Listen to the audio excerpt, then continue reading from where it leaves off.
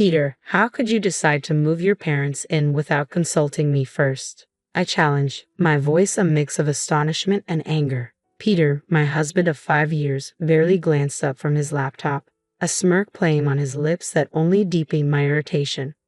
Abigail, stop overreacting. It's just for a short time.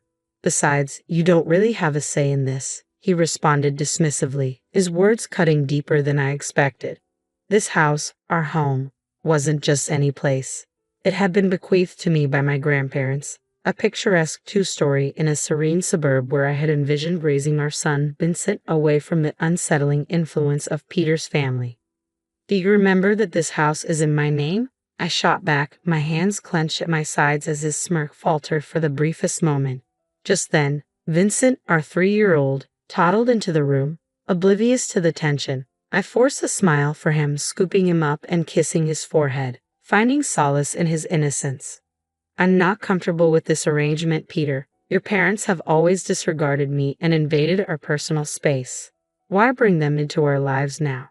I said, my voice firm yet controlled. Peter shrugged, his indifference fueling my frustration. They're my family, Abigail. It's something you just wouldn't understand, he replied coldly. The word family echoed in my mind, mocking me. My own family, who had run the cozy coffee shop downtown, had always been my sanctuary, the warmth of their love a stark contrast to Peter's domineering, invasive parents. As our argument heated up, the doorbell rang, slicing through the tension. I peeked through the peephole, and my heart sank. Peter's parents stood on the doorstep, suitcases in hand, ready to encroach even further into our lives. Fine, Peter. Let them in. But this isn't over, I said sharply, handing Vincent to him before reluctantly swinging the door open. Abigail, darling, Peter's mother exclaimed as she breezed past me, barely acknowledging my presence. His father, always stern and distant since our wedding, followed her inside. As they settled into the living room, my living room, what had once been a place of refuge now felt invaded. Watching them unpack, something inside me shifted. I was tired of being the accommodating daughter-in-law, always bending to their demands. This intrusion was just the beginning, but I knew then that I wasn't going to stay silent anymore. I retreated to the kitchen, my resolve hardening. This was my home, my sanctuary, and I was determined to defend it. In the days that followed, life became a blur of overbearing changes. Peter's mother, Denise, had a way of making her presence suffocatingly known. She rearranged my kitchen, criticized my parenting, and acted as though she owned the place. One morning, as I prepared breakfast for Vincent, she peered over my shoulder and frowned. Vincent shouldn't be eating that, Abigail. It's not healthy, she said, her tone thick with disapproval. I bit back a sharp retort, the sting of her judgment simmering beneath my skin. He's fine, Denise. It's just muesli, I responded, keeping my voice even. She sighed dramatically, shaking her head. In our house, we believe in a proper diet. You really should learn. Her words were like persistent jabs, each one eroding my patience. Peter, as usual, was of no help, glued to his laptop, oblivious to the tension rising with every interaction. One evening, as I tucked Vincent into bed, Denise barged into his room without knocking. He's still not sleeping through the night? You must be doing something wrong, she accused, her words hitting me like a slap. Doubt flickered in the back of my mind, threatening to creep in. But I knew I had to reclaim control, not just for my peace of mind, but for Vincent's sake. The battle lines were being drawn, and I was ready to stand my ground. I'm doing everything I can, I snapped, the frustration I'd been bottling up finally spilling out. Denise's eyes narrowed, and she tilted her head, her voice dripping with condescension. Clearly, your everything isn't enough. Maybe things would improve if you had a real job and some structure. The anger inside me boiled over. This is my house, Denise. I'd appreciate it if you remembered that you're just a guest here. I kept my voice steady, though it took everything I had. She let out a cold, dismissive laugh, her tone chilling me to the bone. Oh dear, Peter never told me you were this delusional.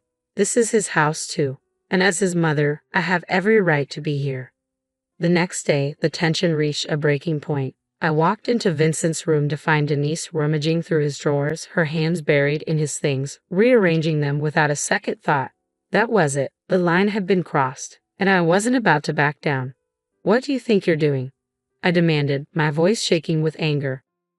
Denise didn't even bother to turn around. I'm just organizing. "This room is a complete mess," she said, her tone dripping with condescension. "That was the last straw. I want you out of my house. Now," I exclaimed, my voice a mix of fury and desperation. Denise finally turned to face me, her expression one of mocking surprise. "Your house? Oh, sweetie, you're just the wife. This is Peter's house too, and he wants us here." I stormed out of the room, my mind swirling with a storm of emotions. Peter's betrayal, Denise's intrusion, and the utter disregard for my feelings. It was all too much. I was tired of being pushed around, tired of my home being invaded by people who didn't respect me. That night, as I lay in bed, the frustration churned into something new, resolve. Ideas began to form, and a plan took shape. I wasn't just going to reclaim my space. I was going to assert my standing in this household. If things were going to change, it had to start with me. The next morning would mark the beginning of a new chapter, one where I set the terms for how we lived in my house. Peter and his parents had crossed too many lines, and I realized I could no longer be passive in my own home. Their constant intrusion was not only disrupting my peace, but also affecting my son's future. As the tension simmered, I steeled myself for the inevitable conflict. The real battle for control of my home was just beginning. A few days later, during a dinner already fraught with tension, Peter casually dropped a bombshell that shattered any pretense of normalcy. "My parents need to stay with us longer. Their house is undergoing renovations," he stated, as if it were a minor detail that shouldn't concern me. My anger flared instantly. "Longer? Peter, we never even discussed them staying here in the first place," I exclaimed, struggling to keep my voice level. He shrugged, avoiding eye contact as though the gravity of the situation didn't matter.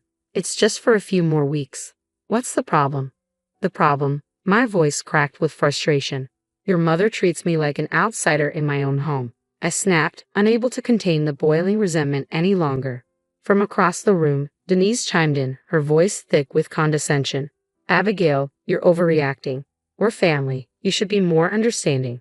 She dismissed my feelings with a casual wave of her hand. That night, as I lay in bed, sleep eluded me. Denise and Peter's words echoed in my mind, each one hardening my resolve. I was done playing the accommodating wife.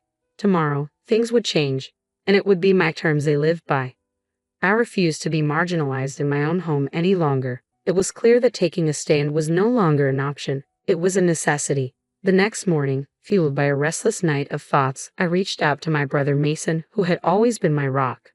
"They're taking over my life, Mason. I can't handle it anymore," I confessed, the strain evident in my voice.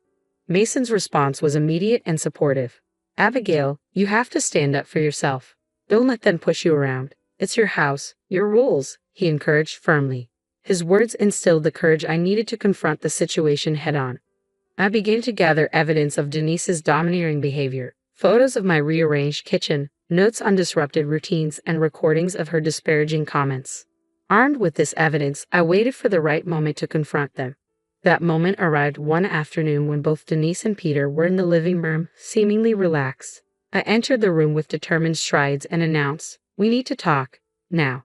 As they turned to face me, surprise flickered in their eyes, clearly unaccustomed to my assertiveness. I laid out my case clearly and unapologetically, presenting the evidence of Denise's intrusive behavior and expressing how disrespected I felt in my own home. The room filled with tension, but this time I didn't shrink from it. I stood my ground, ready to reclaim the respect and autonomy I deserved. This was more than just a confrontation. It was a declaration of my independence within my life and home. My voice was firm, cutting through the tension as I faced Peter, who looked startled by my tone. "What's going on, Abigail?" he asked, a hint of unease in his voice. "It's about your parents, Peter, their constant interference and lack of respect for my boundaries. It stops today," I declared, clutching my list of grievances tightly. Denise scoffed from her chair, dismissing me with a wave of her hand. "This is ridiculous. We're just trying to be helpful." "Helpful," I shot back, the frustration boiling over. "Helpful by constantly undermining me, by making me feel invisible in my own home." I shot back, my frustration reaching its peak. Peter shifted uncomfortably. "Abigail, they're my parents. We can't just ask them to leave." "No, Peter," I countered sharply, my resolve unwavering. "They're guests in my home, and they've overstayed their welcome. Either they go, or I will, taking Vincent with me." The room fell silent, my ultimatum hanging heavily in the air. I could see the wheels turning in Peter's head. But it was Denise who broke the silence. "You wouldn't dare," she hissed, her facade beginning to crack. "Try me. I won't regret standing up for myself," I retorted, filled with newfound determination. That night, Peter's parents packed their bags. As they left, Denise shot me a venomous look. "You'll regret this, Abigail," she warned. But as the door closed behind them, a profound sense of relief washed over me. It was the first step toward regaining control of my life, and I was ready for whatever challenges lay ahead. The days following Denise and her husband's departure were oddly quiet. Peter's demeanor turned cold and distant, and our interactions became minimal and strained. Yet I found solace in the peace of my own home and the joyful laughter of our son Vincent. One evening, as Vincent played with his toys, Peter broke the silence with an unexpected announcement. "I have to go on a business trip." The news shocked me, but it also brought a moment of clarity. It was time for me to fully embrace the peace and independence I had fought so hard to achieve. "I'll be gone for a few weeks," Peter announced, his tone indifferent, as if our faltering relationship was merely a minor inconvenience compared to his work obligations. "Fine," I replied, steeling myself for the changes ahead. I replied sharply, a surge of relief washing over me at the prospect of his absence. As soon as he left, the atmosphere in our home shifted, becoming lighter, almost liberating. I began to undo the changes Denise had imposed, each correction feeling like a small victory in reclaiming my space. However, the real turning point came unexpectedly when I stumbled upon a series of emails on Peter's laptop, left carelessly open. The emails laid bare an affair, a betrayal that cut deeper than any of Denise's pointed remarks. A storm of anger, hurt, and betrayal engulfed me as the reality of his deception sank in. It was clear that Peter needed to face the consequences of his actions. With a clear mind and firm resolve, I started to plan my next steps meticulously. The first order of business was to secure my financial and legal standing. I contacted a lawyer, laid out my situation, and initiated divorce proceedings. Then I turned my attention to the house, a legacy from my grandparents and a symbol of my independence. "I want to sell the house quickly and quietly," I told the real estate agent, my voice steady. Her surprise was evident, but she sensed the urgency and gravity of my decision. "Are you sure about this, Abigail? Selling the house is a big step," she cautioned. "I've never been more certain," I assured her, my voice laced with a mix of betrayal and newfound determination. The house went on the market, and to my relief, offers came in swiftly. The thought of Peter returning to find he had lost control over this aspect of my life brought a bittersweet satisfaction. Throughout this tumultuous period, I leaned heavily on my family for support. Though shocked by Peter's actions, my parents stood firmly by my side, providing the emotional backbone I desperately needed. I needed their support as I navigated this challenging chapter. Their presence was a constant reminder of what true family support should look like. "We're here for you, no matter what," my father reassured me, his eyes tender as he watched Vincent play, blissfully unaware of the storm swirling around us. I quietly vowed to protect his happiness at all costs. Peter's return was inevitable, but I had changed profoundly in his absence. Armed with the truth and a concrete plan, I was ready to confront him and reclaim my autonomy. When the day finally came, the air was thick with tension, a tension I had mentally rehearsed many times, imagining every possible reaction. Yet my heart still raced as I heard his key turn in the lock. "Abigail, I'm back," Peter announced, his voice echoing through the now strange space of our home. I emerged from the kitchen, my posture resolute. "Welcome home, Peter. We need to talk," I said firmly. He looked around, his brow furrowing as he noticed the changes. "What's going on? The house looks different." I stood my ground, my voice unwavering. "I sold the house, Peter. It's no longer ours." Shock spread across his face. "You did what? You can't just sell our house without discussing it with me." "It was my house to begin with, Peter, and after what I've discovered, you don't have a say in this anymore," I declared, my voice tinged with controlled anger. He scoffed, trying to assert his control. "What are you talking about? What affair?" "I know everything, Peter," I stated firmly, watching his confident demeanor begin to crack. His feeble attempt to deny the allegations was short-lived. "Abigail, it's not what you think," he tried to explain. "I think it's exactly as it appears. You've betrayed me, betrayed our family," I countered, the pain evident in my voice. Peter's face shifted from shock to anger. You're overreacting. We can fix this. There's no we anymore, Peter. I've filed for divorce. I filed for divorce, I declared, extending the papers to him. The ensuing conversation devolved into a chaotic blur of accusations and denials, but I remained steadfast. The man I had married was gone, replaced by someone consumed by selfish desires. As he stormed out, vowing to fight the divorce, I felt a complex mix of relief and determination. No matter what challenges lay ahead, I was prepared to face them for the sake of my future and Vincent's well-being. With a sense of freedom tinged with apprehension, I stepped into my new life, fully aware that the struggle was far from over. In the weeks that followed, our situation unfolded publicly, not only exposing Peter but also dragging his once dominating parents into the fray. Their attempts to reconcile were met with my resolute silence. I had severed ties, focusing all my energy on Vincent and finalizing our divorce.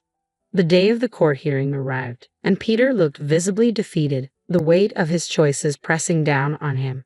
When the judge granted me the divorce along with custody of Vincent, I felt a profound sense of justice being served. After the hearing, Peter's attempts at reconciliation were futile. You made your choice, Peter. Now you have to live with it, I told him firmly, turning away for the last time. The fallout from our divorce and Peter's affair was swift and severe, tarnishing his reputation and straining his relationships. His once imposing parents now faced social ostracism, a stark reversal of their previous status. As Vincent and I walked out of the courthouse, hand in hand, it felt not just like an ending but a new beginning, a chance to rebuild our lives on a foundation of honesty and freedom from deceit. The future was uncertain, yet it was wholly ours to shape. Life after the divorce was like stepping out of a long, dark tunnel into the sunlight. I had regained control, not just over the now-sold house, but over my life. Vincent, blissfully unaware of the adult complexities, thrived in the stability and love I provided. My days were busy but fulfilling as I dedicated myself to rebuilding our lives and managing the coffee shop, which had become my sanctuary. However, the shadow of Peter and his parents occasionally cast a pall over my newfound peace. One evening, as I was closing up the shop, Peter appeared at the door, looking disheveled and desperate, a stark contrast to the composed man I once knew. Abigail, please, I need to talk to you, he pleaded, his eyes searching mine for any remaining spark of compassion. I paused, conflicted by the mix of feelings his sudden appearance evoked. What is it, Peter? I inquired cautiously. It's about the alimony and child support, he admitted, his voice filled with shame. I'm unable to pay it. I've lost my job due to the scandal. Peter's words struck me like a chill of reality. And my parents are struggling too, he added, his tone desperate. That's not my problem, Peter. You made your choices, and now you have to face the consequences, I responded, my voice resolute yet cold. But Abigail, I have nothing left. Please, for old time's sake, he pleaded, his voice cracking with despair. A twinge of pity flickered within me, but it was swiftly extinguished by the vivid memory of his betrayal. Old time's sake, those times are long gone, Peter. You should have thought about the consequences before you decided to cheat and lie, I retorted, turning to leave. However, his next words halted me. I'm sorry, Abigail. Truly, I am. I was a fool, and I ruined everything. Please help me. For a brief moment, I saw the man I once loved, vulnerable and filled with regret. Yet the pain he had caused was too profound, the betrayal too fresh. I'm sorry, Peter, but I can't help you. You need to figure this out on your own, I said, my voice firm, signaling the end of our shared past. As I walked away, a profound sense of closure enveloped me. The journey had been fraught with betrayal and hardtack, but it had steered me toward newfound strength and independence. Life moved forward. Vincent grew, his laughter and curiosity infusing our home with joy. The coffee shop thrived, transforming into a hub of warmth and community. I found solace in simple pleasures. The aroma of fresh coffee, the sound of Vincent's giggles, and the steadfast support of those who loved me. Peter and his parents faded into distant memories, their legacy a stark reminder of the consequences of betrayal. My experience taught me resilience and underscored the importance of standing up for myself. That evening, as I locked up the shop and gazed at the sky, its hues marking the end of another day, I smiled, holding Vincent's hand tightly. Our future was uncertain yet bright. Step by step, we were venturing into a new chapter of our lives, fortified by our past but not bound by it.